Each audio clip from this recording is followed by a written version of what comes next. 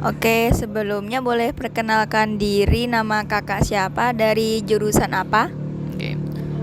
Perkenalkan, nama saya Torik Muhammad Aziz. Saya dari jurusan Teknik Biomedis, Fakultas Teknik Elektro. Oke, jadi di sini saya mau bertanya tentang eh ini. Yang pertama ada ini. Apa Anda tahu hukum dari menggunakan media digital atau media sosial?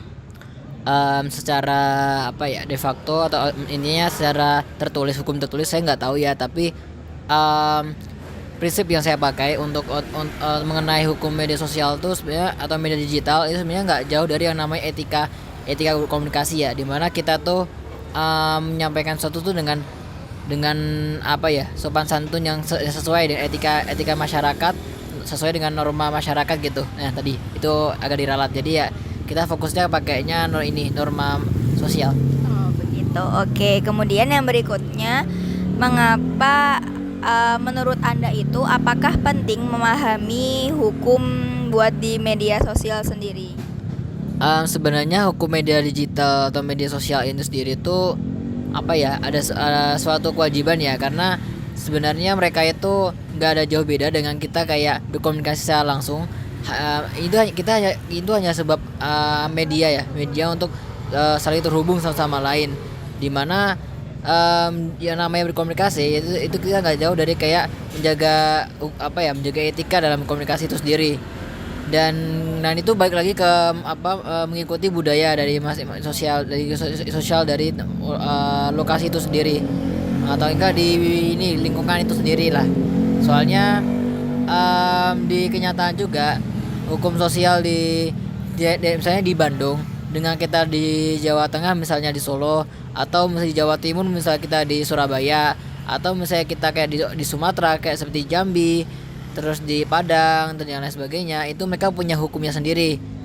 Jadi tetap meskipun kita memakai media sosial, kita bisa terhubung dengan yang lain-lain, tapi tetap kita harus punya apa ya, kita harus pakai etika yang sesuai dengan wilayah itu sendiri, atau kalau tidak, kita setidaknya tahulah etika secara umum itu seperti apa, gimana cara berkomunikasi yang baik.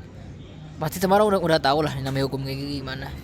Oke, baik. Terus berikutnya, kalau tanggapan kakak sendiri mengenai netizen yang melanggar hukum di media sosial kayak menyebarkan hoax gitu, gimana tuh kak? Terkait hoax itu sebenarnya itu karena itu balik lagi penyebar itu biasanya mereka lebih orang yang mudah terpedaya.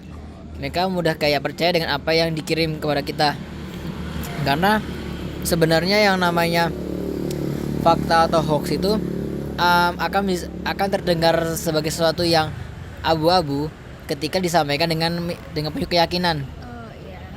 Karena ya namanya penyebaran kayak gitu tuh nggak ada yang tahu kan kebenarannya. Maka baik lagi, kalau orang yang terkena imbas hoax itu ada dua kemungkinan. Antara dianya orang yang gampang terpedaya, atau enggak dia tuh udah dikasih keyakinan tentang bahwa ini tuh hal yang benar meskipun itu sebenarnya itu salah. Mungkin itu kok dari saya. Oke, baik. Kemudian yang terakhir itu, apa yang akan kakak lakukan kalau mendapatkan berita yang ternyata hoax gitu? Sebenarnya kalau ada berita yang isinya hoax itu tuh baik lagi ke kita tuh harus kayak verifikasi dulu lah. Kira-kira kalau kita tanya ke orang yang berkompeten, ini masuk akal nggak? Sebenarnya kan hoax itu tuh akan terdengar apa ya, akan mudah terlacak kalau itu tuh nggak masuk akal. Nah, makanya kalau misalnya caranya kita menanggulangi hoax itu sebenarnya dengan kita membudayakan membaca. Itu poinnya bagus sebenarnya. Nah, karena dengan dengan hal yang habit ini, kita tuh bisa menelusuri. Kalau misalnya kita dapat suatu informasi terbaru nih, tapi kita harus cek dulu nih, kira-kira sumbernya bener nggak? Karena kan kalau orang yang hobi membaca pasti tahu lah perbedaan perbedaan dari sumber yang dikasih itu tuh bakal kerasa. Kalau misalnya saya kita dikasih informasi seputar seputar bencana alam. Nah, itu kan pasti kita selalu kita selalu cari referensi itu di BMKG itu misalnya. Iya, benar. Nah, kalau misalnya kita dapat info-info kayak gitu, terus kita cek di BMKG ternyata nggak ada, nah berarti itu hoax. Itu permisalannya gampang. Jadi baik lagi, cari informasi yang serupa, tapi dari media yang lebih terpercaya. Itu lebih bagus. Oke, kalau begitu mungkin cukup sih Kak yang mau saya tanyakan. Sebenarnya terima kasih banyak karena sudah menjawab pertanyaan saya. Terima kasih. Aku mau perkenalan dulu ya kak. Kalian kenalin, nama aku Elsa Rizkyani dan itu aku Muhammad Santi. Kami dari DKP Angkatan 22. Dan kami itu lagi ada tugas buat kewarganegaraan kak untuk wawancara mengenai peran warga negara dalam aspek hukum era digital. Sebelumnya dengan kakak siapa? Aku Helisa Salma Kamu dari Prodi Kriya, angkatan 22 juga. Oh, dua-duanya. Oke, Kak. Sebelumnya aku langsung nanya aja ya kak ya. Boleh. Yang pertama, apa yang kakak tahu tentang hukum untuk media digital? Paling hukum yang saya tentang gimana caranya menggunakan media sosial dengan baik sih. Oke. Ada lagi Kak? Udah. Terus menurut kakak, apakah penting memahami hukum untuk media sosial? Menurut aku penting sih karena takutnya kalau misalkan kita salah ucap atau salah ketik itu kan bisa menyakiti hati orang, menyinggung hati orang gitu kan. Itu juga ada hukum-hukum tertentunya dan aku nggak tahu itu jelasnya kayak gimana. Tapi menurut aku penting. Terus apa nih tanggapan kakak mengenai netizen yang melanggar hukum di media sosial seperti menyebarkan hoax? Perlu ditindaklanjuti sih kayak ketemuin atau misalkan kasih edukasi tentang itu tuh gak baik gitu.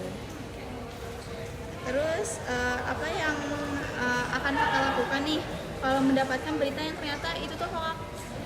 Hoax gimana? Misalnya tuh kakak dapat berita yang ternyata berita itu tuh hoax gitu, apa yang bakal kakak lakukan? Ya aku nyari dulu faktanya kayak gimana, nge-search gitu di Google atau misalkan nyari tahu tentang itu fakta atau enggak sih gitu. Oke, jadi kayak dipilah-pilah dulu ya kak Iya, ya? sebelum ngomong ke orang lain atau misalkan jangan ngambil kesimpulan sendiri gitu. Oke, sih kak, mungkin itu aja untuk pertanyaannya. Terima kasih banyak ya kak ya atas waktunya, mau kami mengganggu. Enggak kan?